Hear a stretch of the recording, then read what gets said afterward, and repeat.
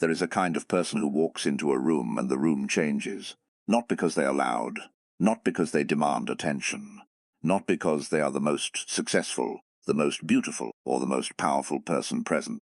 The room changes because something about them is different on a level most people cannot name. You feel it before you understand it.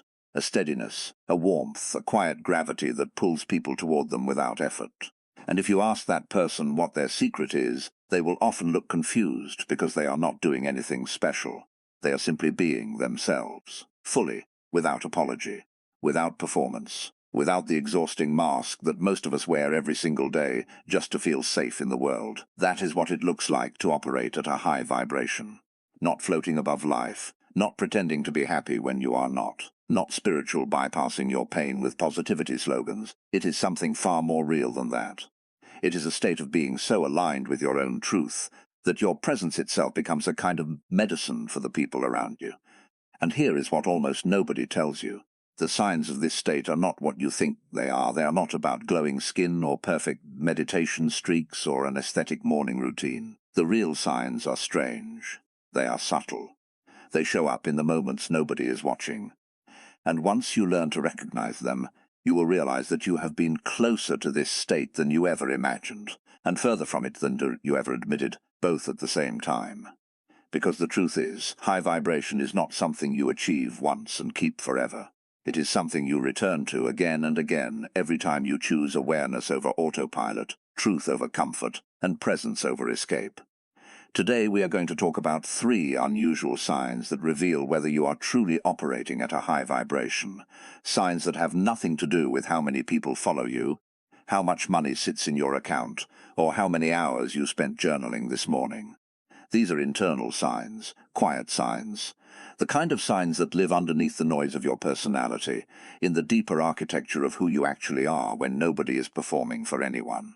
And by the end of this, I want you to walk away not with more information, but with more recognition, because you already carry pieces of this within you. You have felt it before, in flashes, in moments. And what we are doing right now is not teaching you something new. We are reminding you of something you have forgotten. Let's begin with a question that most people never ask themselves honestly. What does it actually feel like, in your body, when you are around a certain kind of person? And what does it feel like around another kind entirely? You know the difference. You have felt both. There is the person who leaves you feeling smaller after every conversation, subtly drained, subtly anxious, even if you cannot explain why.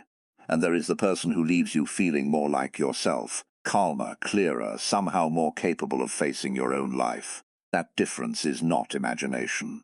It is not something invented by people who like scented candles and crystals. It is something real. Something you have experienced your entire life without ever having language for it. Energy is not mystical. Energy is simply the emotional and psychological residue that a person carries and radiates outward through their tone, their attention, their presence, their choices. And what we call vibration is really just the accumulated weight or lightness of everything a person has processed, healed, ignored, or suppressed inside themselves. A person operating at a low vibration is usually a person still fighting an old war inside their own mind. They are reactive because they are wounded. They gossip because comparison numbs their own insecurity. They control because uncertainty terrifies them. They seek constant validation because somewhere along the way that their worth was conditional. None of this makes them bad. It makes them human and it makes them unhealed. A person operating at high vibration, on the other hand, has done the work, or is actively doing the work, of turning inward instead of constantly reacting outward. They have learned, often through pain, that peace is not something the world gives you. Peace is something you build inside yourself, brick by brick, choice by choice, until the storms outside no longer have the same power to knock you down. Now here is the first unusual sign, and I want you to really sit with this one, because it contradicts almost everything society has taught you about what it means to be spiritually or emotionally elevated. The first sign is this. You feel less need to react, defend or explain yourself, especially in moments when the old version of you would have exploded. This does not mean you become passive. It does not mean you let people walk over you. It means something far more powerful. It means your sense of self is no longer built on the opinions, approval, or perception of others. When someone criticizes you unfairly and you notice a strange, unfamiliar calm instead of the usual spiral of anger or the desperate need to prove them wrong, that calm is not indifference. That calm is evidence. Evidence that your identity is no longer outsourced to the outside world. Think about how much energy the average person spends every single day defending an image, defending a reputation, defending a version of themselves they built to be liked, accepted, admired. Every time someone challenges that image, even in a small, meaningless way, it feels like an attack on their very existence, because in their mind, their identity and their image have become the same thing. But when you begin operating at a higher vibration, something shifts. You start to separate your true self from your image. You realize your worth was never actually dependent on being understood by everyone. It was never dependent on winning every argument or being seen as right in every situation. And so, when someone misjudges you, when someone spreads a rumor, when someone tries to provoke you into a reaction, you notice something strange happening inside you. Instead of the old fire rushing up your chest, there is a quiet, grounded space, not because you do not care, but because you finally understand that their opinion of you is a reflection of their own inner world, not a verdict on your worth. This is one of the most misunderstood truths about emotional elevation. People assume that becoming spiritually or emotionally strong means becoming harder, colder, more detached. But it is the opposite. You become more sensitive, more perceptive, more capable of feeling deeply, while simultaneously becoming less reactive to things that used to destroy your peace. That combination, deep feeling paired with deep stability, is one of the rarest qualities a human being can develop. It looks like softness on the outside, but it is actually one of the strongest forms of inner architecture a person can build. Because reacting to everything is easy. Reacting is the default setting of an unhealed nervous system. Responding with calm, especially when every part of your old programming wants to explode, that takes real strength. That takes real awareness. And when you find yourself naturally doing this, without forcing it, without gritting your teeth, and pretending to be fine, that is one of the clearest signs that something inside you has shifted at a fundamental level. You start noticing this in small daily moments.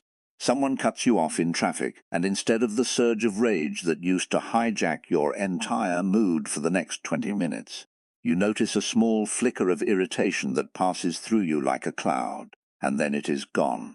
Someone talks about you behind your back, and instead of losing sleep over it, replaying the situation in your mind at 3 in the morning, you feel a strange sense of distance from the whole situation, as if you are watching it from slightly outside yourself.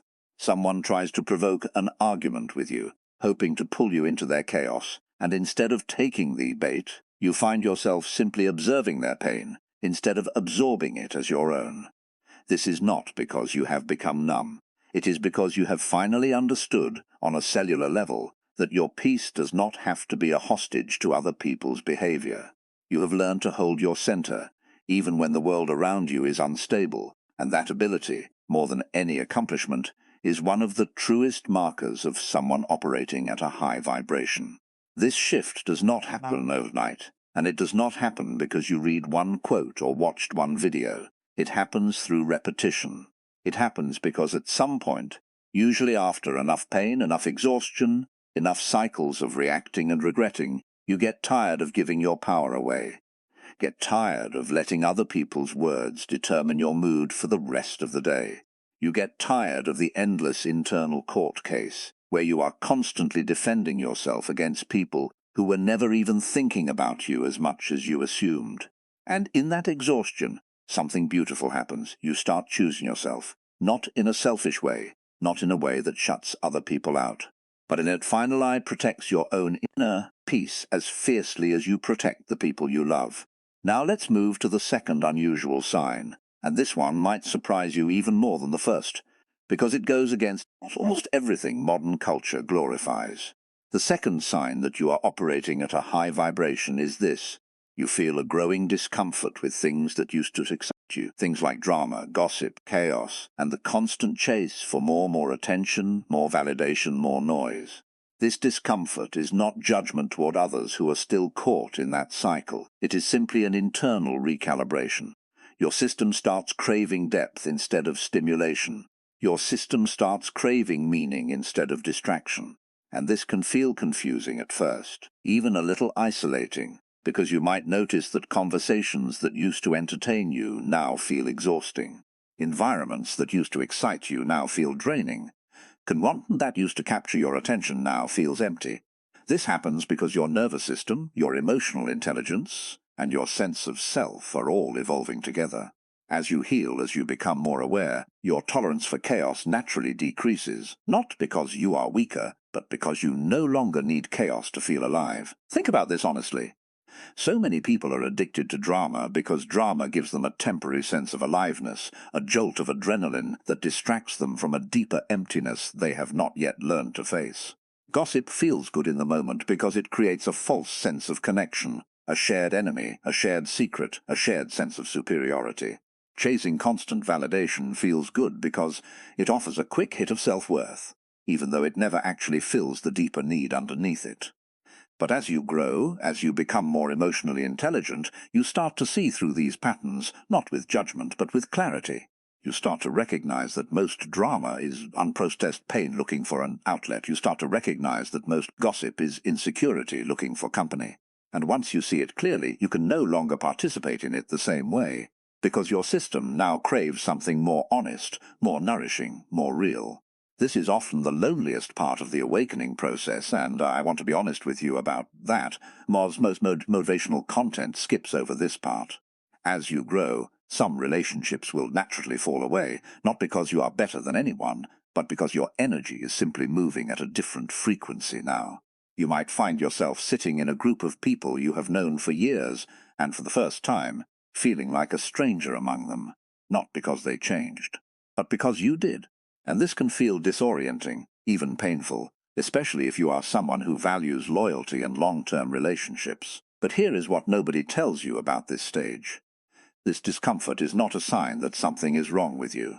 It is a sign that you are shedding an old identity, an old set of coping mechanisms, an old way of seeking connection that no longer fits who you are becoming. The people who are meant to stay in your life will grow with you, or they will meet you again on the other side of your growth, in a new, more honest form of connection. And the people who are not meant to stay will simply drift, not through conflict, but through natural distance, because your energy and their energy are no longer moving in the same direction. This is not a tragedy. This is evolution. Trees do not apologize for growing taller and casting different shadows. Rivers do not apologize for carving new paths. And you do not need to apologize for outgrowing environments, habits, or relationships that once served a purpose, but no longer align with the person you are becoming. What replaces the old craving for drama and chaos is something quieter, but infinitely more satisfying. You start finding joy in stillness. You start finding excitement in simple things. A quiet morning, a deep conversation, a walk without your phone, a moment of genuine laughter that has nothing to do with mocking someone else. Your idea of a good time shifts from something loud and external to something calm and internal. And this is one of the clearest, most unusual signs of a rising vibration, because society constantly tells us that excitement has to be loud, dramatic, and external. But real peace, real fulfillment is almost always quiet. It does not need an audience. It does not need a highlight reel. It simply needs your full presence. And your presence, once you learn to give it fully, becomes one of the most powerful gifts you can offer both yourself and the people around you. This leads us into the third unusual sign, and this one might be the most misunderstood of all, because on the surface it can look like weakness, when in reality it is one of the strongest states a human being can reach. The third sign that you are operating at a high vibration is this. You start feeling genuine compassion, even for people who have hurt you, without excusing what they did, without inviting them back into your life, and without needing them to apologize in order for you to feel at peace. This is not about being a doormat. This is not about pretending pain did not happen. This is something far deeper. It is the ability to hold two truths at the same time. The truth that someone's actions hurt you deeply, and the truth that their actions were most likely a reflection of their own unhealed pain, not a reflection of your worth. Most people spend years, sometimes decades, trapped in resentment toward people who hurt them, and understandably so, because pain deserves to be acknowledged, not minimized. But there is a difference between acknowledging pain and being permanently owned by it. When you are operating at a high vibration, you start to understand something that completely changes the way you relate to the people who hurt you. You start to understand that hurt people, not as an excuse, not as a way to bypass accountability, but as a psychological truth. The parent who was emotionally distant was likely raised by someone even more emotionally distant. The friend who betrayed your trust was likely operating from a scarcity mindset shaped by years of feeling unseen. The partner who could not show up for you was likely terrified of a vulnerability they never learned how to survive. None of this erases the impact of what they did to you. Your pain is valid regardless of where their behavior came from. But understanding the root of someone's actions gives you something incredibly powerful, the ability to release the situation without needing them to change, apologize, or even acknowledge what happened. This is one of the most freeing shifts a human being can experience, because as long as your peace depends on someone else's apology, someone else's accountability, someone else's change, you remain a hostage to their choices. But when you develop the capacity for compassion, real compassion, not the performative kind, but the kind that comes from deep understanding, you take your power back. You are no longer waiting for closure from someone who may never be capable of giving it to you. You give closure to yourself, and this is not a one-time decision. It is a practice.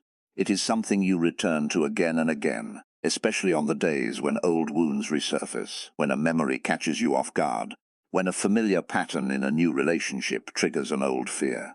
Compassion at this level does not mean the pain disappears completely. It means the pain no longer controls you the way it used to.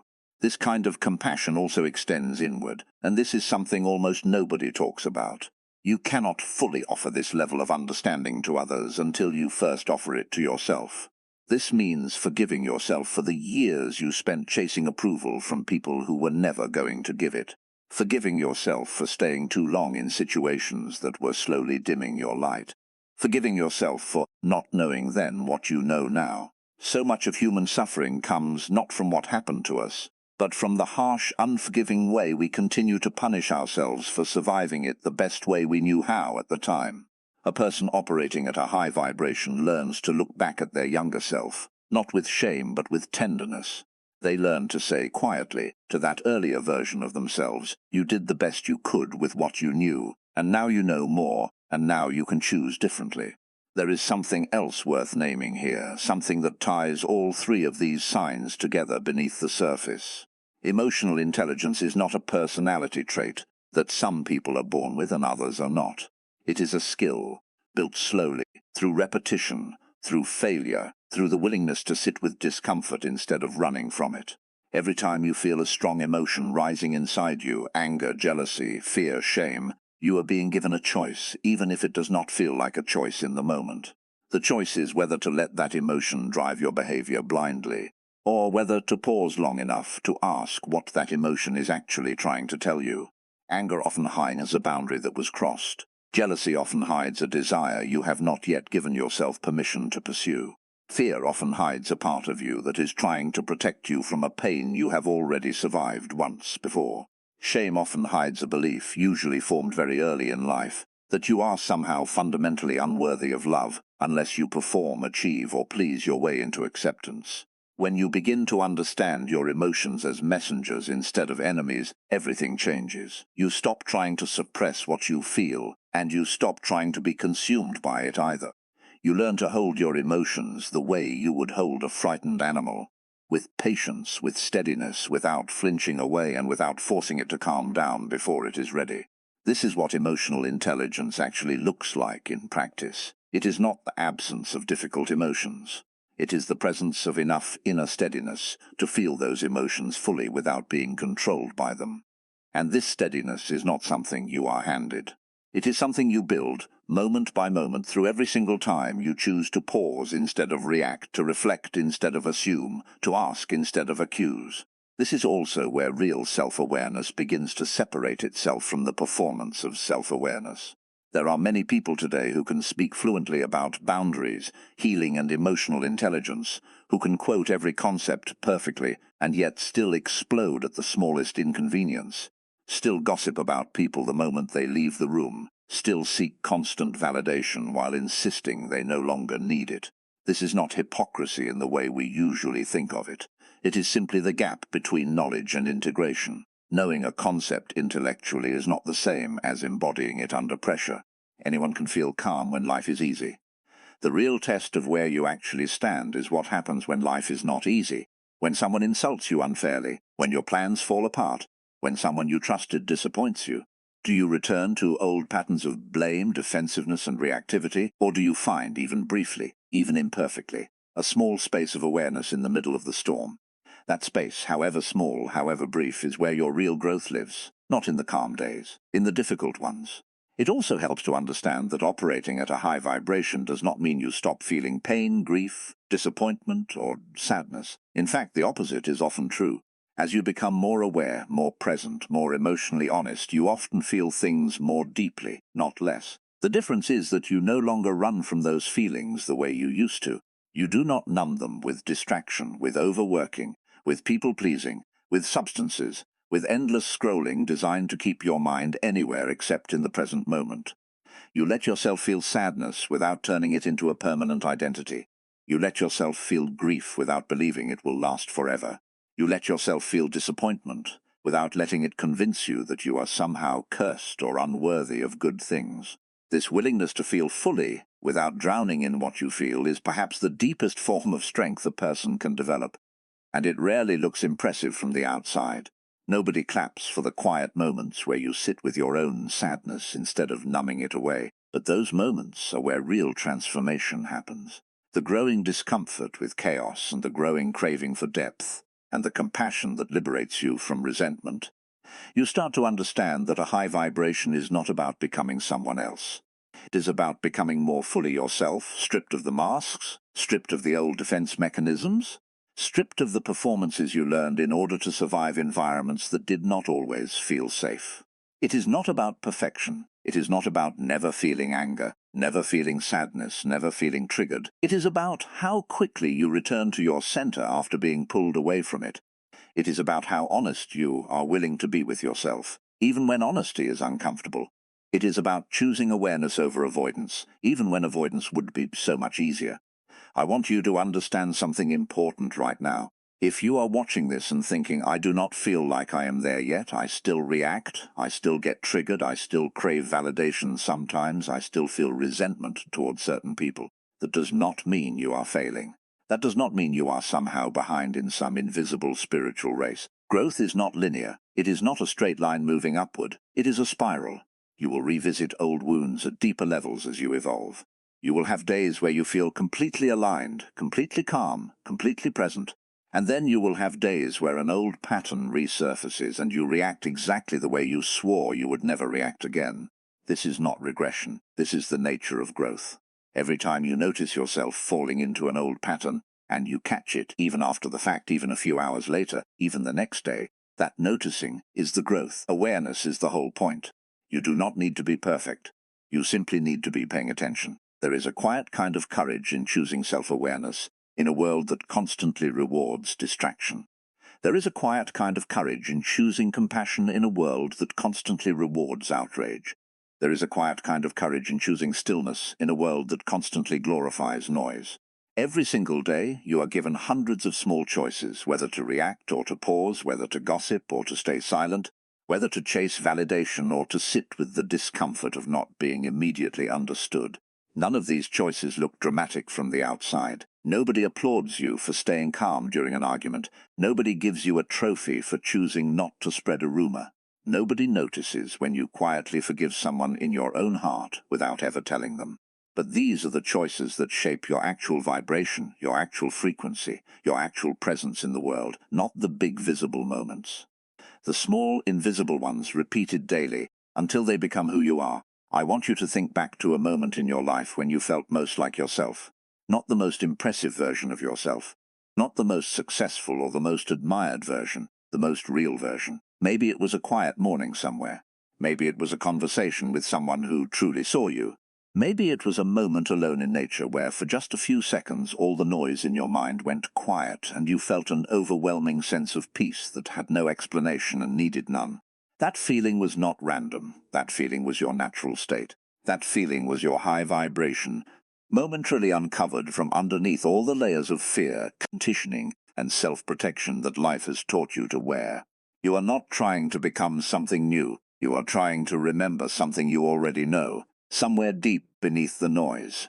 This journey is not about achieving a permanent state of enlightenment where you float above human emotion forever. That is not real, and anyone who tells you otherwise is selling you something. This journey is about becoming someone who can feel deeply and still stay grounded, someone who can be hurt and still choose compassion, someone who can be provoked and still choose peace, someone who can be misunderstood and still choose self-trust over the desperate need for external validation. This is not weakness. This is one of the strongest things a human being can become, because it requires you to do the one thing most people spend their entire lives avoiding: turning inward, facing your own shadows, and choosing again and again to grow instead of hide. So if you recognize these signs in yourself, even in small, imperfect, inconsistent ways, I want you to take that seriously. Not with arrogance, not with the need to prove it to anyone else, but with quiet self-respect. You are doing the work that most people are too afraid to do. You are choosing awareness in a world addicted to distraction. You are choosing depth in a world addicted to noise. You are choosing peace in a world addicted to chaos. And every single day that you continue choosing this, you are not just changing your own life. You are changing the emotional atmosphere of every room you walk into, every relationship you are part of, every interaction you have, whether people consciously notice it or not. You do not need anyone's permission to keep growing. You do not need anyone's understanding to keep choosing peace over reaction, depth over distraction, compassion over resentment. This path is yours, and it was always yours, long before you had the language to describe it, long before you understood what it meant to operate at a high vibration. You have always carried this capacity within you. It was never something you had to build from nothing. It was something you had to uncover, layer by layer, choice by choice, day by day, until the truest version of yourself finally had enough space to breathe. And that is the real invitation here. Not to become someone extraordinary in the eyes of the world, but to become undeniably, unapologetically yourself in a world that will constantly try to convince you that who you are is not enough. It is enough. It always was. And every quiet, unseen choice you make toward awareness, compassion, and stillness is proof of that, whether anyone else ever notices or not.